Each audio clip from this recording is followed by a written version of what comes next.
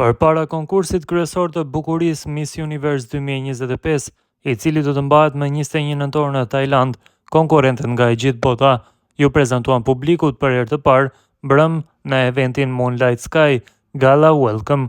Për paraqitjen e parë zyrtare, pjesëmarrësit duhet të ecnin në pistë me shiritën e vendit që përfaqësonin dhe të thoshin emrin e vendit të tyre me zë të lartë dhe me krenari.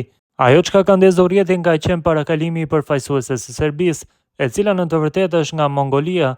Jelena Egorova të roqi shumë vëmendjen e publikut sapo u shfaq në sken. Megjithatë, rebelimi i audiencës nga Serbia, e cila e ka shprehur qartë qëndrimin e saj në lidhje me përfaqësuesin e këtij viti, ka qenë i lartë. Si mund ta përfaqësoj Serbin një grua mongole, është komenti më i shpesh në rrjetet sociale nga komentuesit serb.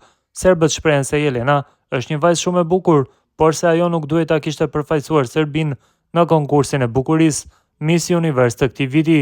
Sikur të gjitha vajzat në Serbi ishin të zëna atë ditë, pse na përfaqëson ajo? Ajo nuk është serbe.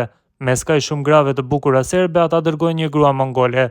Janë disa nga komentet kundër Jelenës në rrjet.